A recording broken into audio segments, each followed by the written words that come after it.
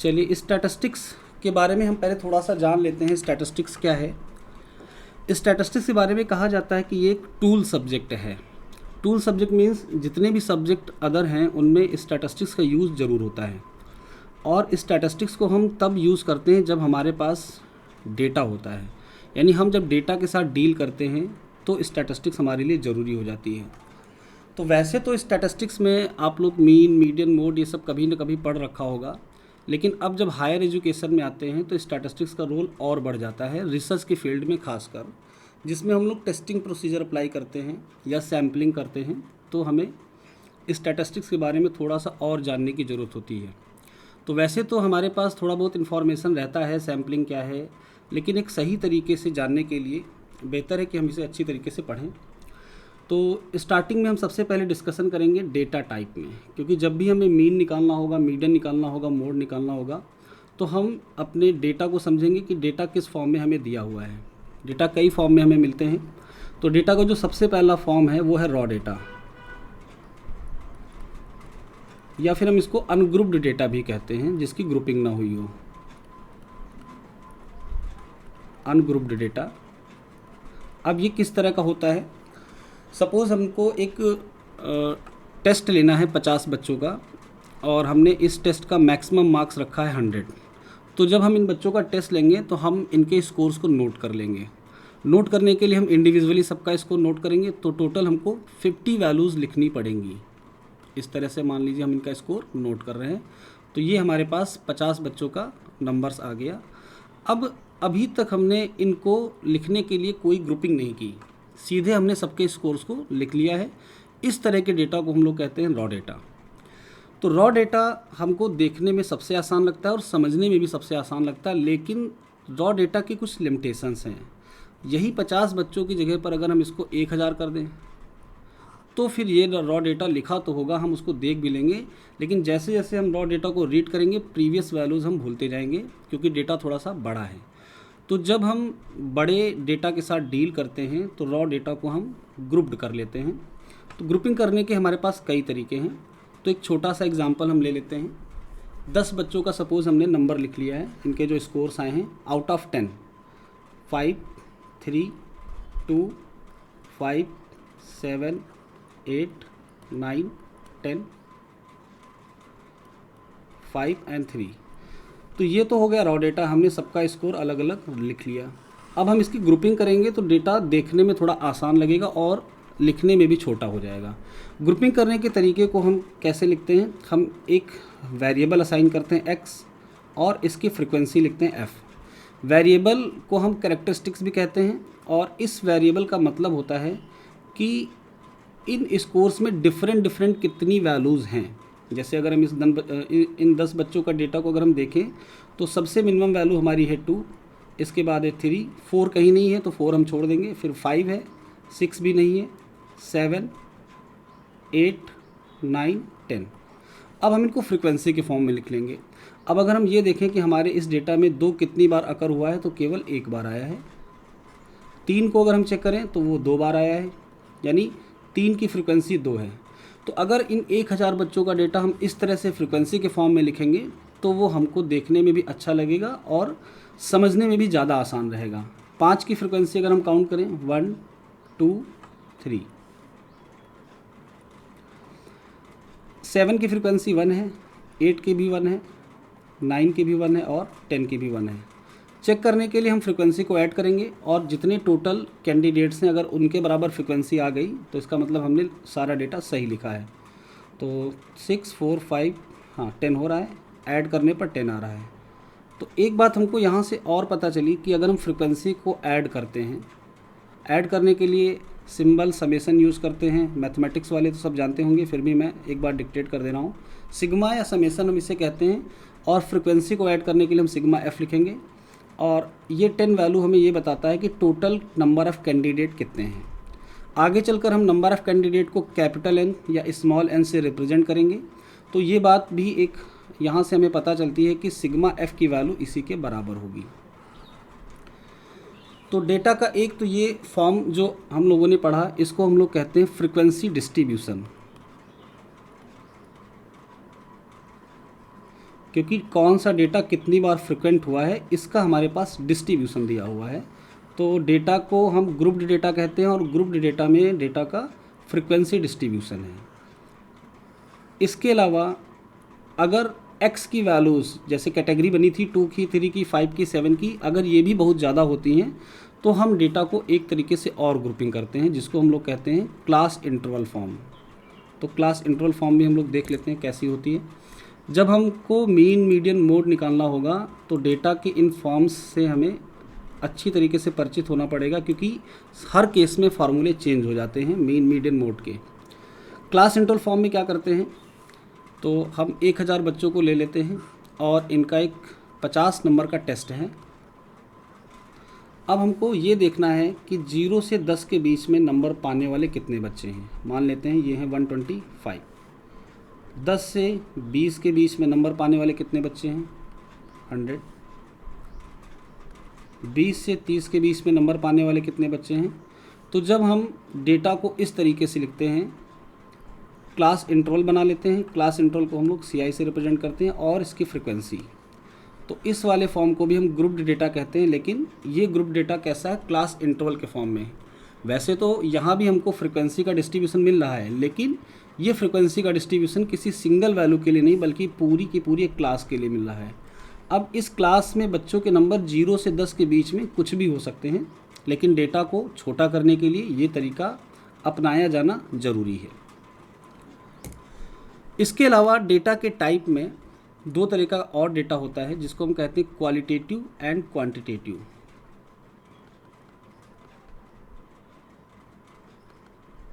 Qualitative and quantitative.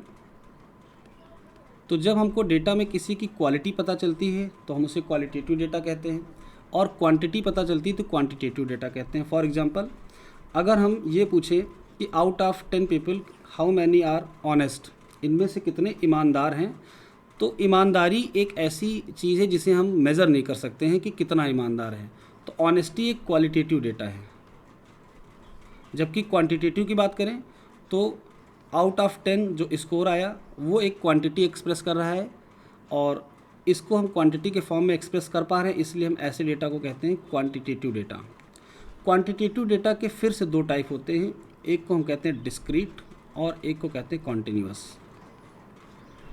तो discrete और continuous में क्या डिफरेंस होता है। मैथमेटिक्स में एक वैल्यू यूज़ की जाती है इंटीजर्स एंड रैशनल नंबर्स। तो डिस्क्रीट डेटा वो होता है जो हमेशा इंटीजर्स में लिखा जाता है। तो हम एग्जांपल से इसे समझते हैं आसानी से, कैसे डिस्क्रीट डेटा हम पता कर पाएंगे कि ये डिस्क्रीट है। हम लिख रहे हैं नंबर ऑफ़ एक्सीडेंट, किसी एक चौराहे पर होने वाले नंबर ऑफ़ एक्सीडेंट। तो जब हम नंबर ऑफ़ एक्सीडेंट को काउंट करेंगे तो हम इसे फ्रैक्शन में कभी नहीं लिख पाएंगे। अब एक्सीडेंट होने वाले का कितना भी नुकसान हुआ हो, लेकिन हम उसको काउंट करेंगे तो 1 या फिर 2 या फिर 3, कभी भी 1.5 या 2.1 इस तरह से काउंटिंग एक्सीडेंट की नहीं हो सकती। यानी अगर किसी का हाथ टूटा है तो भी एक एक्सीडेंट माना जाएगा, और अगर ज़्यादा नुकसान हुआ है तो भी हम उसको एक ही कंसीडर करेंगे। तो जब हम डेटा को इंटीजर्स में लिखते हैं इस तरह से 1 2 3 यानी होल नंबर्स में रहता है, तो हम इसको कहते हैं डिस्क्रीट डेटा। और भी इसके एग्जांपल्स हैं, नंबर ऑफ़ एक्सीडेंट एक हो गया, नंबर ऑफ़ सुसाइड हो गया, या नंबर ऑफ़ स्कोर्स भी कह लें। यानी हाई स्कूल और इंटर के अगर हम अपने मार्क्स देखें, CGPA नहीं कंसीडर करेंगे, जो सब्जेक्ट के मार्क्स होते हैं तो वो हमेशा इंटीजर्स में ही रहते हैं। किसी के अगर पॉइंट में होते भी हैं तो उसे इंटीजर्स में कन्वर्ट कर दिया जाता है। लेकिन अगर कम्पिटिटिव एग्ज़ाम के स्कोर्स को देखें तो वो हमारे इंटीजर्स में नहीं होते हैं। कम्पिटिटिव एग्ज़ाम के स्कोर में माइनस मार्किंग होती है और हमारा स्कोर पॉइंट में भी आता है।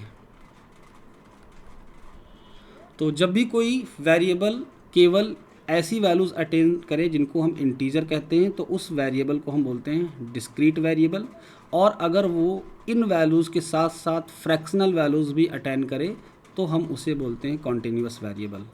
कॉन्टिन्यूअस वेरिएबल के एग्जांपल में हमारा सबसे इम्पोर्टेंट है टेम्परेचर और प्रेशर। टेम्परेचर को हम हमेशा पॉइंट में लिखते हैं, 7.2 डिग्री सेंटीग्रेड, 37.1 डिग्री सेंटीग्रेड।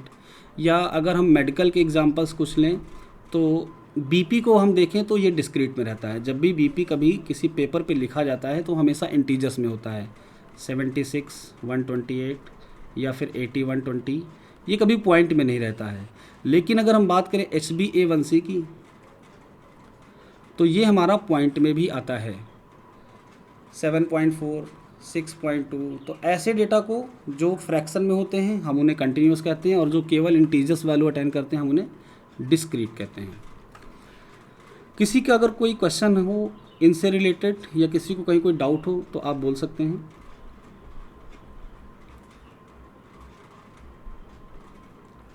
चलिए ठीक है, फिर मैं आगे बढ़ता हूँ। अब हम लोग आते हैं इनके इंटरप्रिटेशन पे कि हम डेटा को कैसे इंटरप्रेट करते हैं और उनके लिए कौन कौन से कर्व हैं जिन्हें हम यूज़ करते हैं। तो डेटा का एक और क्लासिफिकेशन होता है कैटेगोरिकल।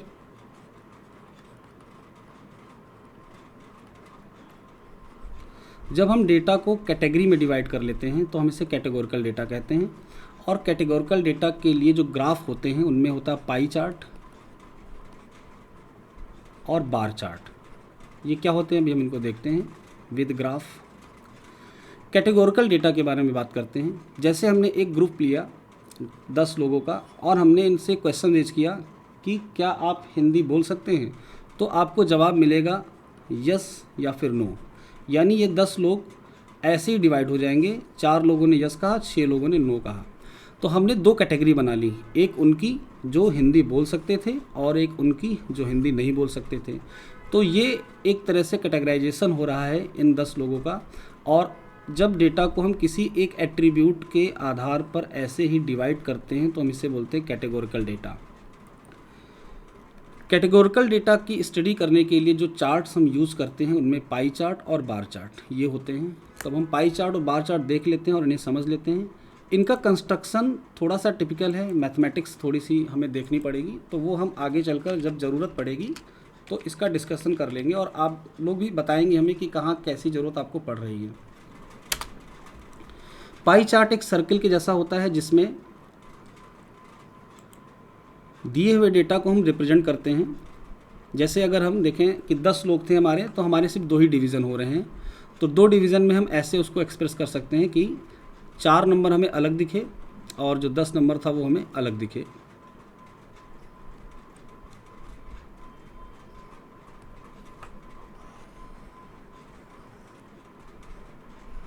सपोज़ ये 4 लोगों को इंटरप्रेट कर रहा है ये हिस्सा, और ये हिस्सा 10 लोगों को।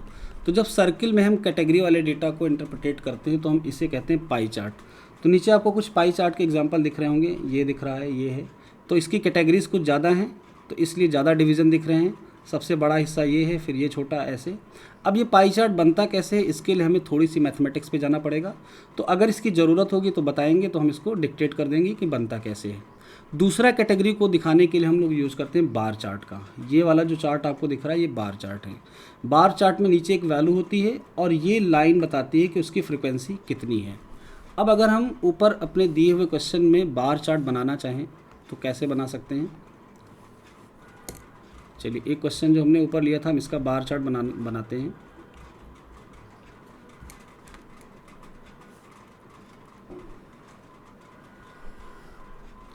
ये हमारा x हो गया और ये हमारी फ्रिक्वेंसी f हो गई। तो x की पहली वैल्यू है 2 और हम यहाँ पर फ्रिक्वेंसी प्लॉट कर देते हैं 1, 2, 3, 4, 5। तो x की फ्रिक्वेंसी है 1, यानी 2 की फ्रिक्वेंसी 1 हो गई। फिर एक वैल्यू है 3 जिसकी फ्रिक्वेंसी है 2, तो हम इसको 2 यूनिट तक प्लॉट करेंगे। नेक्स्ट कैटेगरी है 5, 5 की फ्रिक्वेंसी है 3, तो हम इसको 3 फ्रिक्वेंसी तक प्लॉट करेंगे। और बार चार्ट की खासियत होती है कि इनके बीच में डिस्टेंस भी होती है। कभी आप इनको ऐसे नहीं बना सकते हैं। अगर ये डेटा आपने ऐसे बना दिया तो इसको हिस्टोग्राम कहते हैं। हिस्टोग्राम कंटिन्यूअस डेटा के लिए होता है, ना कि कैटेगोरिकल डेटा के लिए। तो कैटेगोरिकल डेटा के लिए हम पाई चार्ट या बार चार्ट का ही यूज़ करते हैं। 7 की फ्रिक्वेंसी 1, फिर 8 की फ्रिक्वेंसी 1, 9 की भी 1 है और सिमिलरली 10 की भी 1 है। तो ये बन गया हमारा बार चार्ट। और आपको यहाँ कैटेगरी भी दिख रही होगी। 2 नंबर पाने वाले लोग अलग हैं, 3 नंबर पाने वाले लोग अलग हैं। इस तरह से ये कैटेगरी भी है।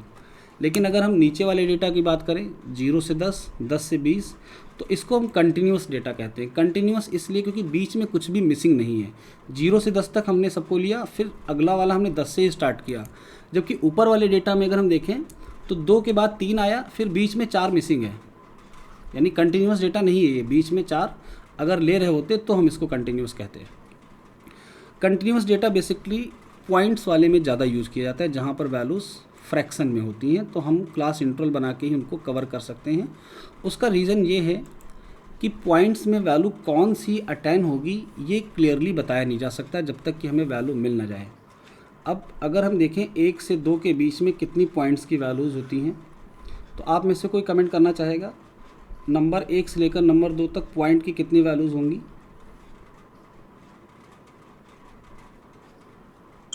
9। इनफाइनाइट। ओके।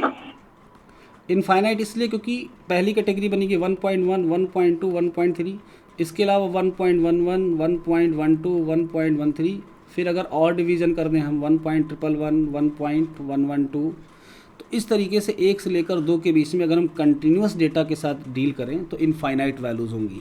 तो जिसकी वैल्यूज़ इनफाइनाइट है उनको लिख पाना हमारे लिए पॉसिबल नहीं है, और इसीलिए हम बनाते हैं क्लास इंटरवल।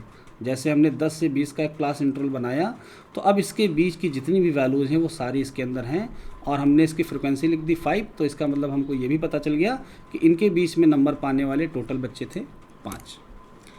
तो ये तो इंटरप्रिटेशन हुआ कैटेगोरिकल डेटा का। अब हम आगे बढ़ते हैं और कुछ और देखते हैं। ग्राफ।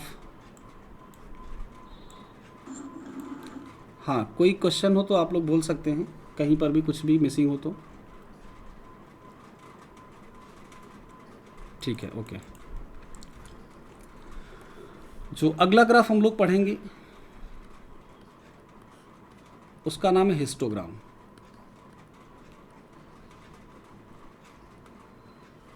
इसको हिंदी में आयत चित्र भी कहते हैं, यानी रेक्टेंगुलर फॉर्म भी कहते हैं। तो हिस्टोग्राम कब बनता है? जब हमारा डेटा होता है कंटिन्यूस, यानी इसमें हम क्लास इंटरवल के साथ डील करते हैं। तो ये हमारी पहली क्लास इंटरवल होगी 0 to 10, और जो भी इसकी फ्रिक्वेंसी होगी वो हम यहाँ ऐसे प्लॉट कर देंगे। नेक्स्ट क्लास इंटरवल हमारा हो गया 0 to 20, और हम इसकी फ्रिक्वेंसी को ऐसे प्लॉट कर देंगे। 0 to 30 की कुछ फ्रिक्वेंसी होगी, इसी तरीके से 30 to 40 की होगी। तो जब डेटा मिलेगा तो हम इसको वैसे ही प्लॉट करेंगे जैसा कि हमें रिज़ल्ट में चाहिए होगा। तो ये है हिस्टोग्राम। क्लास इंटरवल पे फ्रिक्वेंसी का प्लॉट हिस्टोग्राम कहलाता है, और हिस्टोग्राम से जुड़ा हुआ ही एक टॉपिक है जिसका नाम है फ्रिक्वेंसी पॉलीगन।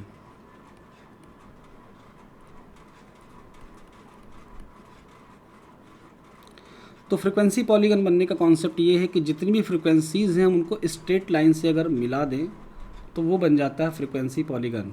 जैसे पहली फ्रिक्वेंसी ये है, दूसरी ये है, तीसरी ये है, चौथी ये, पांचवी है, तो हम इनको स्ट्रेट लाइन से मिलाते हैं, और स्ट्रेट लाइन से मिलाने पर जो कर्व हमें मिलता है वो कहलाता है फ्रिक्वेंसी पॉलीगन। हिस्टोग्राम में फ्रिक्वेंसी पॉलीगन कैसे बनता है? हम इन क्लास इंटरवल के मिड पॉइंट पे फ्रिक्वेंसी प्लॉट करते हैं, फिर हम इन मिड पॉइंट्स को स्ट्रेट लाइन से मैच करते हैं ऐसे, और ये बन जाता है फ्रिक्वेंसी पॉलीगन। इसके अलावा फ्रिक्वेंसी पॉलीगन के अलावा एक और होता है जिसे हम फ्रिक्वेंसी कर्व कहते हैं। तो फ्रिक्वेंसी पॉलीगन और कर्व में बस इतना ही डिफरेंस है कि पॉलीगन बनाते समय हम स्ट्रेट लाइन यूज़ करते हैं, जबकि कर्व बनाते समय हम इनको फ्री हैंड मतलब हमें स्केल का यूज़ नहीं करना है, हम इन पॉइंट्स को फ्री हैंड मिलाते हुए चलते हैं। तो ये बन जाता है फ्रिक्वेंसी कर्व ऐसे। तो रिप्रेजेंटेशन में हिस्टोग्राम देख लिया आपने, फ्रिक्वेंसी पॉलीगन देख लिया, फ्रिक्वेंसी कर्व देख लिया। आगे जब हम मीडियन पढ़ेंगे तो हमें 1-2 कर्व और देखने पड़ेंगे जिनको हम ओजाइप कहते हैं। तो इनकी जब ज़रूरत पड़ेगी तब हम इनके बारे में डिस्कशन करेंगे। तो आज हम अपने पहले टॉपिक पे मूव करते हैं। डेटा के बारे में आपने जान लिया, उसका इंटरप्रिटेशन कर्व के थ्रू कैसे हो रहा है, और अब हम आते हैं मीन मीडियन मोड। तो मीन मीडियन मोड को अगर हम कंबाइन करके बोलें तो इसको कहते हैं मेज़र ऑफ सेंट्रल टेंडेंसी। तो सबसे पहले तो हम यही समझेंगे कि इनको मेजर ऑफ सेंट्रल टेंडेंसी कहा क्यों जाता है।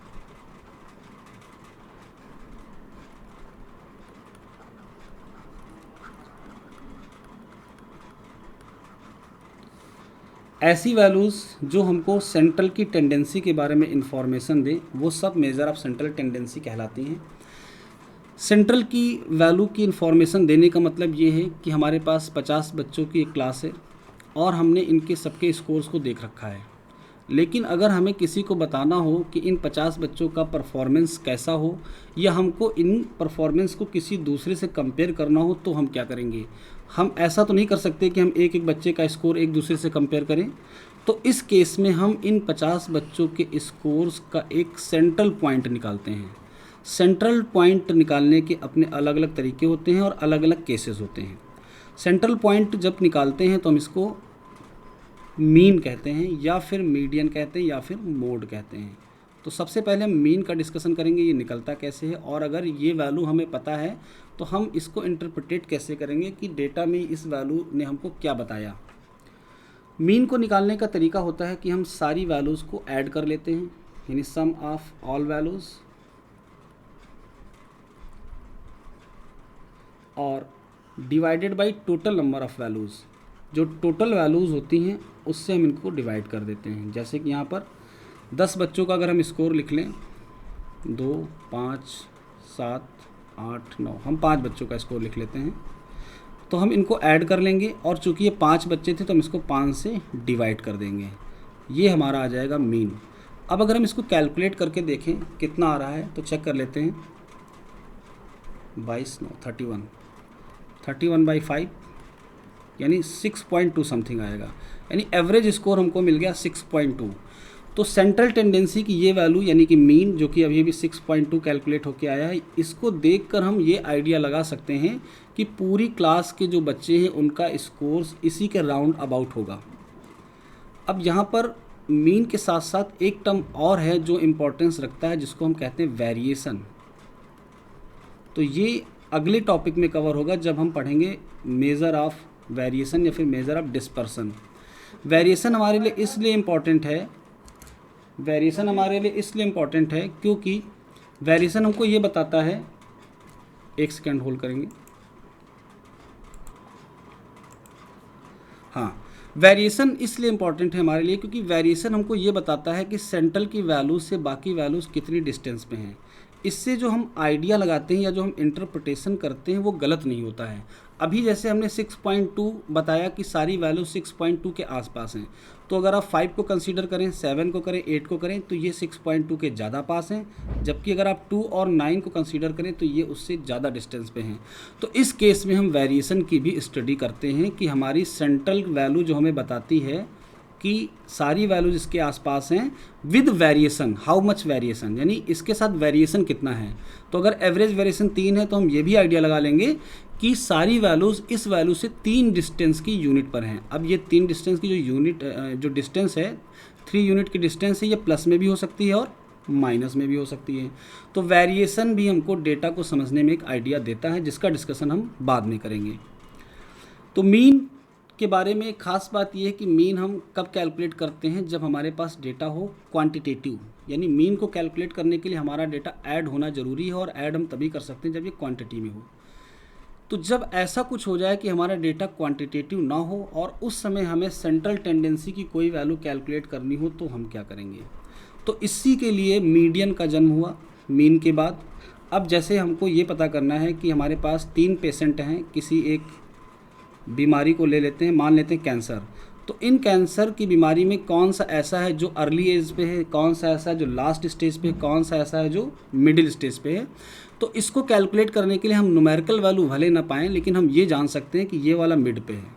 मिड वाले को हम कहते हैं मीडियन, और क्वालिटेटिव डेटा के केस में हम सेंट्रल टेंडेंसी की इस वाली वैल्यू का यूज़ करते हैं, मीडियन का।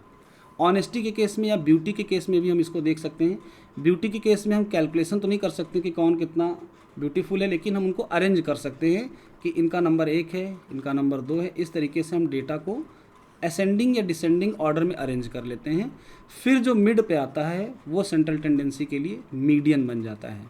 तो मीडियन कब यूज़ करेंगे? जब हमारा डेटा कैसा हो, क्वालिटेटिव। लास्ट वाले पे आते हैं जिसका नाम है मोड। मोड भी हमको सेंट्रल टेंडेंसी की वैल्यू के बारे में बताता है, लेकिन मोड को कैलकुलेट करने का जो कॉन्सेप्ट है वो बिल्कुल अलग है और इसका इंटरप्रिटेशन भी अलग है। मोड को अगर हम डिफ़ाइन करें तो mode is the highly frequent value, यानी मोड एक ऐसी वैल्यू है जो सबसे ज़्यादा बार अकर हो। इसको अगर हम मेडिकल के एग्जांपल पे समझें तो लोगों में ऐसी कौन सी बीमारी है जो सबसे ज़्यादा होती है, तो ऐसी बीमारी जो नॉर्मली सबसे ज़्यादा हो रही हो उसे हम मोड कहेंगे। समझने के लिए हम ये देख सकते हैं कि एक जूता बनाने वाली कंपनी है बाटा ने जब जूता बनाना स्टार्ट किया तो इसके सामने एक प्रश्न था कि हम कौन से नंबर का जूता सबसे ज़्यादा बनाएं ताकि मार्केट में हमारा प्रॉफिट मैक्सिमाइज रहे। तो जूते में पैरों का जो साइज़ होता है वो जो सबसे ज़्यादा साइज़ होगा उसी नंबर का जूता बनाने में इनको ज़्यादा प्रॉफिट होगा, क्योंकि उसकी सेल ज़्यादा रहेगी। तो इन्होंने एक सर्वे करवाया पैरों के साइज़ को लेकर, और पैरों के साइज़ को लेकर जब सर्वे करवाया तो हम यहाँ पर कुछ साइज़ लिख लेते हैं 4, 5, 6, 7, 8, 9। तो जो 7 नंबर वाला साइज़ था उसके लोग सबसे ज़्यादा पाए गए। ये वैल्यू x की है और ये इसकी फ्रिक्वेंसी। तो 4 नंबर वाले लोग, सपोज दैट 10,000 लोगों पे सर्वे किया गया तो 7 नंबर वाले लोग निकले 8,000। बाकी 2,000 लोग इन्हीं के बीच में डिस्ट्रीब्यूट हो गए, लेकिन 7 वाले का फ्रिक्वेंसी सबसे ज़्यादा आया। तो मोड एक ऐसी वैल्यू होती है जो हाईली फ्रिक्वेंट होती है, यानी जिसकी फ्रिक्वेंसी सबसे ज़्यादा होती है, और ये हमको बताती है सेंट्रल टेंडेंसी की वैल्यू कि लोगों का जो सेंट्रल के आसपास रहने का एक टाइप कह लो, या हमें एक इंटरप्रिटेशन मिल जाता है मोड की मदद से।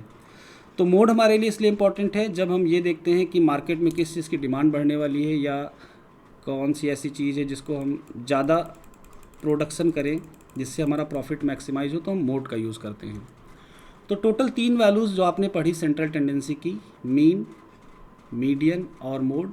Mean is for quantitative data, median is for qualitative data, और mode is the highly frequent value. इनके अलावा कुछ और हैं जिनके नाम हार्मोनिक मीन और ज्योमेट्रिक मीन है, लेकिन इनका यूज़ आपको शायद नहीं करना है। तो मीन, मीडियन, मोड को कैलकुलेट करने के लिए हम कुछ फार्मूलों का भी यूज़ करेंगे। तो फार्मूलों का डिस्कशन हमें आज करना है कि नहीं, ये आपकी तरफ से मुझे पता चले, बताइए सर। फार्मूले नेक्स्ट टाइम डिस्कस कर लीजिएगा। अच्छा। आज ये टॉपिक्स जो हैं कॉमन उनके बारे में बता दीजिए। ठीक है, तो अब मैंने जो अपने हिसाब से आज की क्लास के लिए रखा था वो यही था। बाकी अगर किसी को और कुछ क्वेश्चंस पूछने हो तो बोल सकते हैं किसी भी टॉपिक से रिलेटेड। वैसे तो ये आगे सारे कवर होंगे तो डिटेल में डिस्कशन करेंगे, तो ठीक है। हाँ बोलिए। सेंट्रल टेंडेंसी का मतलब क्या है? सेंट्रल टेंडेंसी काउंट कब करेंगे सर? ये मीन, मीडियन, मोड यूज कब करना है? ठीक है, अच्छा क्वेश्चन है। सेंट्रल टेंडेंसी को हम सेंट्रल टेंडेंसी का इंटरप्रिटेशन मैंने ये दिया कि बहुत बड़ा डेटा अगर हमारे पास है तो इस डेटा में कोई एक ऐसी वैल्यू मुझे मिल जाए जिससे हम इस पूरे डेटा के बारे में आइडिया लगा सकें। तो जैसे 50 बच्चों का स्कोर हमने यहाँ पर लिया था, तो हम इनका सबका स्कोर नहीं देखेंगे, बस हम ये देखेंगे कि इनका एवरेज स्कोर आउट ऑफ 50 35 है। 35 एवरेज स्कोर का मतलब ये हुआ कि ये सारे के सारे बच्चे लगभग इस वैल्यू के आसपास हैं। लेकिन अगर हम इन 50 बच्चों को किसी दूसरे कॉलेज का ले लें और हम ये कहें कि दूसरे कॉलेज के बच्चों का एवरेज स्कोर 45 आया, तो हम एक कंपैरिजन भी कर सकते हैं कि इस स्कूल के बच्चों का एवरेज स्कोर इस स्कूल के बच्चों के एवरेज स्कोर से हायर है। इसका मतलब है कि यहाँ के बच्चों ने परफॉर्मेंस अच्छी दी है। तो सेंट्रल टेंडेंसी एक ऐसी सिंगल वैल्यू होती है जो हमें इंटायर डेटा के बारे में एक इन्फॉर्मेशन देती है। तो इसका यूज़ हम लगभग सभी जगह करते हैं। अब अगर आप एग्जांपल मेरे से जानना चाहते हैं तो मैं आपको बताता हूँ। जैसे किसान, एग्रीकल्चर में इसका बहुत यूज़ होता है। एग्रीकल्चर में ये देखते हैं कि हमारे पास जो पूरा प्लॉट है इस पे पर बीघा या पर एकड़ कितना क्विंटल प्रोडक्शन हुआ गेहूं का या चावल का, तो यहाँ भी एवरेज देखा जाता है। और HbA1c को अगर हम देखें आपके मेडिकल में HbA1c, तो ये होता क्या है, ये पिछले 3 महीने का होता है ना शायद, 3 महीने में जो ब्लड शुगर होता है ये उसका एवरेज होता है। Yes sir. तो ये एवरेज हमको ये बताता है, अगर ये एवरेज किसी का 9 आ जाए तो हम ये मान लेंगे कि इसका ब्लड शुगर पिछले 3 महीने में लगातार बढ़ा रहा है, और अगर ये 7 आए तो हम ये मानेंगे कि हाँ बढ़ भी सकता, घट भी सकता, लेकिन ओवरऑल कंडीशन में इसका इस वाले से बेहतर है और कम रहा है पिछले 3 महीने में। और अगर किसी का लेस देन 5 आ जाए तब तो और अच्छा है। तो HbA1c एक तरह से सेंट्रल टेंडेंसी की वो वैल्यू है जो हमको 90, यानी अगर 3 महीने का डेटा देखें तो हमारे पास 90 वैल्यूज़ होंगी। तो हम इसको ना देखकर सीधे एवरेज देखकर ये आइडिया लगाते हैं कि पेशेंट की कंडीशन इस केस में क्या है। तो I think clear central tendency का यूज़ है यहाँ पर। Yes sir, okay clear, thank you. Next, और कोई क्वेश्चन किसी का?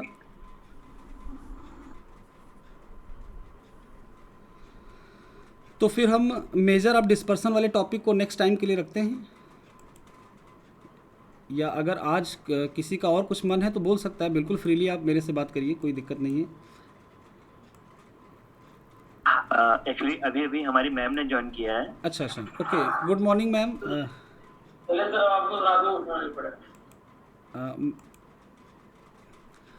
Good morning ma'am. मैम का म्यूट है अभी। अच्छा अच्छा, ओके ओके,